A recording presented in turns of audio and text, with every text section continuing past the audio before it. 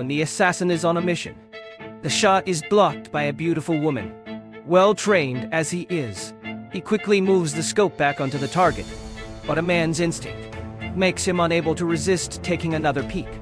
The assassin realizes this won't do, so he quickly steadies his mind.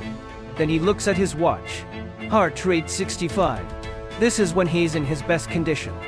Carl grips his weapon and focuses his attention, ready for a one-shot kill, because he has never missed before.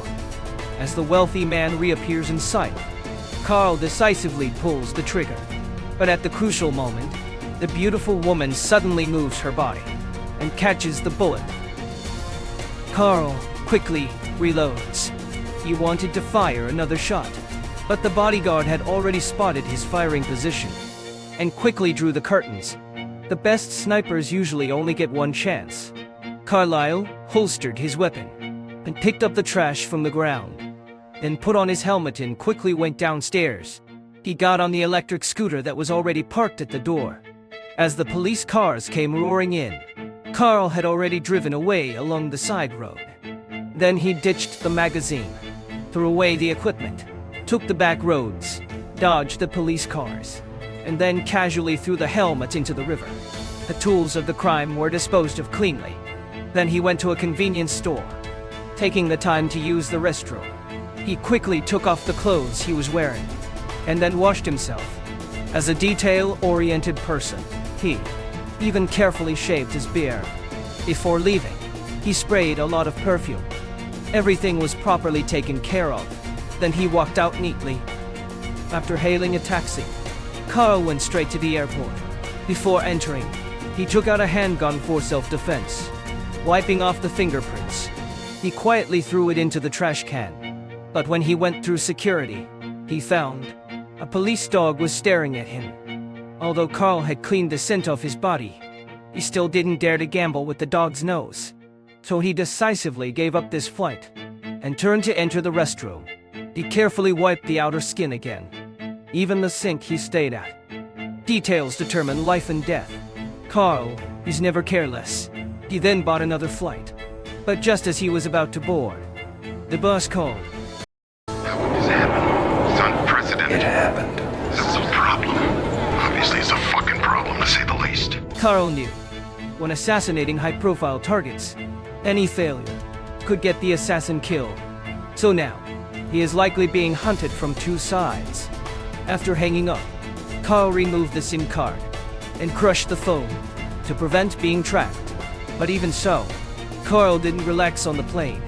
He was always aware of his surroundings. As a result, he noticed a man in sunglasses seemed to be watching him.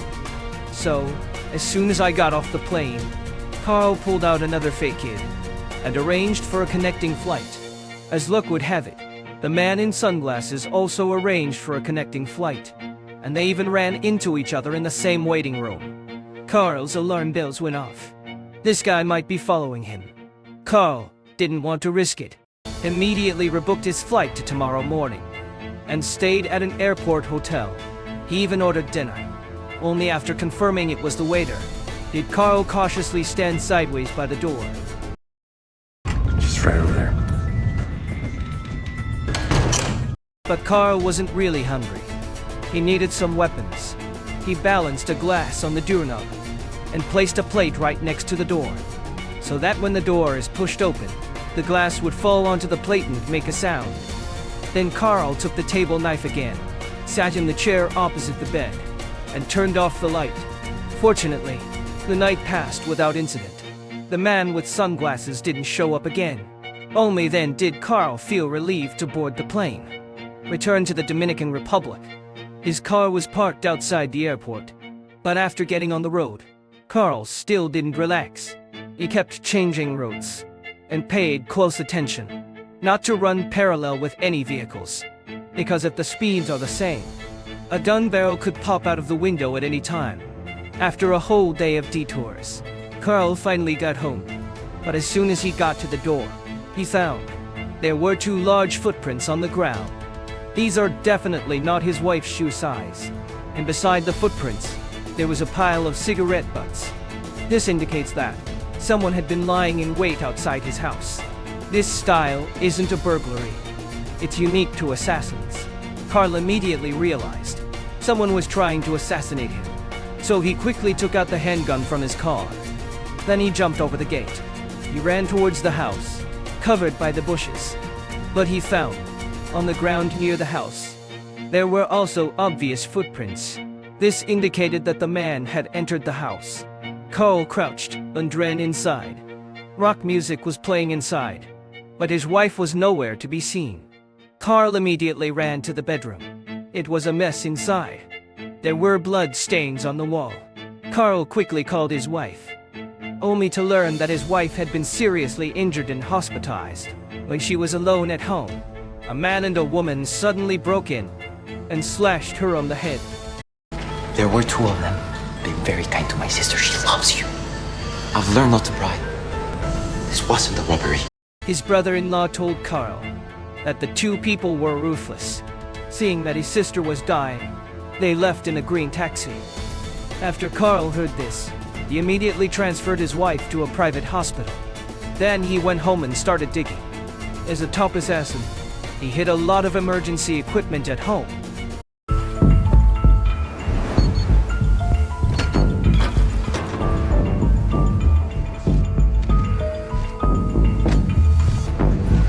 His wife didn't know any of this. After taking the necessary weapons, Carl also dressed up as a tourist. Then he drove onto the street, looking for a green taxi. After finding it, Carl didn't get out of the car. Instead, he silently noted the company it belonged to. Taking advantage of the fewer people at night, he went to that company, pretending to have an urgent matter to inquire about. Then he stepped back, put on a stocking mask, and raised his handgun. The administrator was shot as soon as he opened the door. Subsequently, Carl entered the administration office and checked the driving records of all the taxis. He found that a car had been near his home 2 days prior. Carl exited the query page and, based on the vehicle information, found the corresponding car owner. It was a curly-haired young man. Carl has obtained all the useful information, but in order to conceal his true purpose, he deliberately messed up the administration office and scattered some cash, faking the appearance of a burglary. Then he left. Early the next morning, Carl waited at the garage door. Seeing Curly come out in a green taxi, he immediately followed. After going some distance, he got out of the car early, pretended to be a passenger and got into Curly's car, then gave an address. Curly was single-mindedly driving. Carl pulled out a gun. Curly was so scared that his brain raced. Oh shit, man. I just thought alguna moneda lo único que tengo. Curly quickly handed over his wallet. Carl wasn't interested. He mentioned the customers who chartered a car to near his house 2 days ago. Curly still remembered this. The other party was a man and a woman. The man was burly. The woman was like a cotton swab. After they got off the private plane, they chartered a car to a private residence deep in the woods. Came out an hour later, then headed to the airport. Curly didn't ask any more questions, so he wasn't clear on what they did after entering the residence. What they did, although Curly confessed everything. But the more you say, the faster you die. Carl didn't know who these two men were, but his boss definitely knew, because among his peers, only the boss knew his home address. Carl then boarded the plane with a fake kit. Arrived in New Orleans. He has 6 warehouses here, filled with military equipment. Took a handgun, 2 bullets, and a new passport. Carl then picked out a license plate from the pile and put it on the car. Now, besides real guns and bullets, he's been a complete fake from start to finish. The boss lives in a high-security apartment. Facial recognition via CCTV is required for entry. Only then can the door be opened. Carl had to disguise himself as a cleaner and waited outside the apartment, waiting for an opportunity to sneak in. A courier opened the door and entered. Carl quickly pulled out the prepared trash can and jogged after him. So much, man. You're a lifesaver. The courier got off the elevator on the 4th floor. Carl followed him out as well, because the boss lives on the 4th floor, and it's a single family unit, As the courier opened the magnetic strip door, Carl started counting silently. 5 seconds. 6 seconds. 7 seconds. Counting to 7. The mag stripe door closes, so he needs to get through that door. He has to do it within 7 seconds. See the door open. Carl quickly walks over to Pete. The person signing is the boss's secretary. But a second before the courier comes out, Carl has moved to the tap and pretends to be drinking water. The courier doesn't notice, opens the door and leaves directly. Then Carl counts down again, then gets up at the last second. Carl left the trash can outside. He only took the gun and toolbox inside. So Carl, the secretary, was terrified. But Carl's target wasn't her, but the black boss. Carl took out the rope. He asked the secretary to tie the black boss to the chair first, and then tie herself to the bathroom. But when Carl closed the door, he deliberately left a crack, so he could keep an eye on the secretary's movements. The black boss is ostensibly a lawyer, but in reality, he is the boss who takes on various assassination missions. Carl's wife was severely injured and hospitalized because someone asked the black boss to place an order. Because just 2 days ago, Carl failed to assassinate a wealthy man. So the customer placed another order to give Carl a warning. Tell him to be more careful next time he works. Carl wants to know who that customer is. But the black boss upholds the spirit of the contract. He wouldn't say anything. Without saying a word, Carl took out the CUI, put steel nails into his computer and mobile phone. The black boss immediately said upon seeing this, the information of that customer happened to be stored in the computer. Now it's really impossible to find. Carl doesn't believe this nonsense. He directly used on the black boss.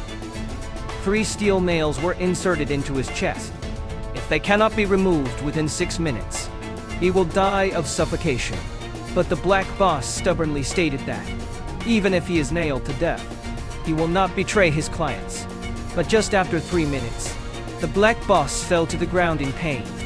Carl quickly grabbed a newspaper. He carefully placed it under the black boss to prevent blood from dripping on the floor. Unexpectedly, the black boss, who loved to smoke, didn't even last 6 minutes and suddenly died of a heart attack. Carl, however, didn't panic. He pushed the outside trash can inside and put the black boss inside. The scene was cleaned up. Then he opened the bathroom door. The secretary was already terrified. She quickly begged him to spare her life. I know who they were. I'll give you those names. But promise me you won't leave things looking the wrong way. Carl released the secretary. Then, pushing the trash can, he entered the elevator with her. But just then, 2 more people entered the elevator. The secretary didn't dare to ask for help, because she knew Carl's cold-bloodedness. As long as she made the slightest move, she would be killed immediately. The secretary took Carl back to her house, found the task order for his assassination. There were 2 wire transfer numbers on the back of the order. Account holder were the muscle man and female assassin who were after him.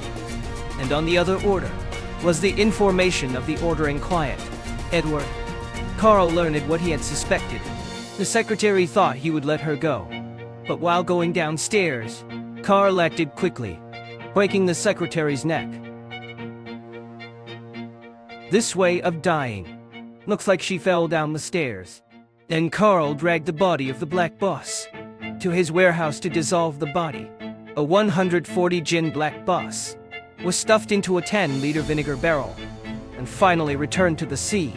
Carl thoroughly cleaned the vehicle, then replaced the license plates, embarking on the road to find the muscle man.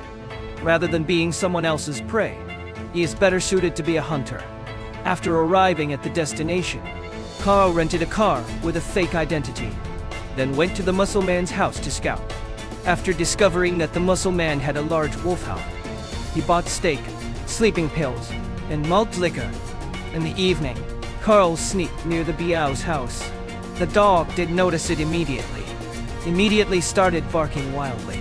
But Carl used steak soaked in malt liquor and sleeping pills to treat it. The dog ignored him. Then Carl brazenly entered through the front door.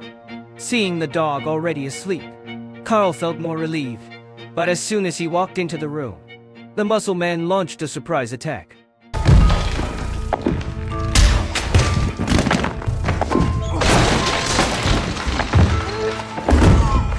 Carl was caught off guard and took a beating. You took the wrong house, motherfucker. The muscle man's muscles were well developed. He was obviously a professional. If he tipped fighting head-on, Carl was destined to lose. So he grabbed the iron hook from the bedside and hooked it into the muscle man's muscle. But unexpectedly, this guy was also a tough one. He actually endured the pain and got to his gun. Carl couldn't withstand this wave of firepower. He quickly ran into the room he was in before and found the gun under the bed. At this moment, the opponent had just chased to the door, but the next second, Carl successfully killed the muscle man. But the gunshot also woke up the dog from its sweet dream. Realizing its gluttony and dereliction of duty, the dog rushed into the room with guilt. Seeing its dead master, the dog whimpered and rushed towards Carl.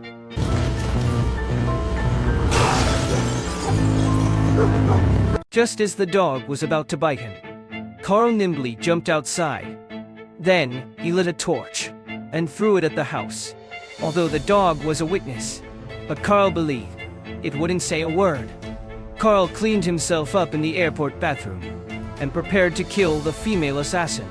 After locking onto the target, he followed her all the way. After discovering she went to a Western restaurant for a date, Carl boldly went inside. Because when a woman is killed, the first to be suspected is definitely her husband or boyfriend. So Carl felt secure. He took advantage of the female assassin's boyfriend being in the restaurant and sat in his seat and quickly revealed his handgun. The female assassin was instantly stunned. She knew she was going to die tonight, so she requested to have one last meal. This bit of humanity Carl still had. But then, the female assassin requested a walk, to romantically walk the last few steps of her life. Carl suddenly opened fire. He's a straight shooter assassin. He doesn't have much of a romantic bone in his body. Quick and decisive is his style, taking out 2 colleagues in succession. Carl also felt something.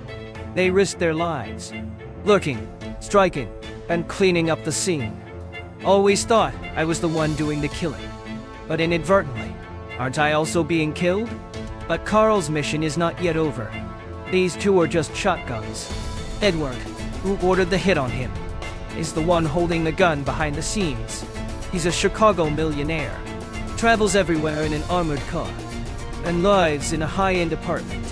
Carl can't approach him directly, only able to take advantage of the driver leaving and slipping into the garage before the door closes. Attempting to enter the apartment from the garage stairs, but the inside door is locked. Carl can't open it, but he takes a picture of the lock, then uses an electronic key copier to remotely order the corresponding key. The key Carl copied has arrived. Then he followed Edward again to a fitness club. Passing the cleaner, Carl reached out to snatch the key from the other party, but ended up getting his clothes caught. Brando. Man, I'm sorry. Carl pretended to be generous, but successfully swiped the key, then entered the locker room. Using the swiped key, opened Edward's locker. Then he found the door card from his clothes, quickly copied one. Then Carl left the club, entered from the garage, using the purchase key, opened the small door inside the garage, successfully entered the apartment, then used the copied door card, opened Edward's door. Seeing Carl, who suddenly broke in, Edward thought he was being robbed. He immediately realized the situation. I don't keep cash here, but I can have some delivered. No? Okay, well, what is it exactly I can do for you? Carl took out the order. Edward suddenly realized that this was who he'd hired, the hitman to assassinate the wealthy man. But when he learned that Carl's mission had failed, he didn't think about holding him accountable. It was Carl's boss, the Black Boss, who deliberately reminded Edward, under these circumstances, as long as Edward pays another $150,000, he can clean up the mess and guarantee that this matter will not involve Edward. So Edward paid another $150,000. As for how the Black Boss would clean it up, Edward had no idea. I have no issue with you. Zero. Carl then knew why the Black Boss kept his mouth shut and wouldn't reveal Edward's information even if he died. Because it wasn't Edward who wanted to warn him. But the Black Boss once confessed he would only die a more miserable death. Carl, who learned the whole truth, did not kill Edward because he knew Edward wouldn't be stupid enough to offend a killer who could freely enter and leave his house. Experiencing this turmoil, Carl completely saw the fate of the killer. Kill or be killed. It's always reversing. So he retired from the world and stopped killing. Just wanted to live a peaceful life with his wife. But once a killer, never relax for life, even resting with sunglasses on. Carl's eyes did not dare to close. He was already used to observing his surroundings at all times. And pay close attention to the actions of those around you. The road of life may be long, but only the path you actually walk can accurately map the future. How many people has Carl killed? There are that many, you gas. No matter how he tries to hide it, his future is fraught with danger. It won't really be peaceful. That's all for today's story.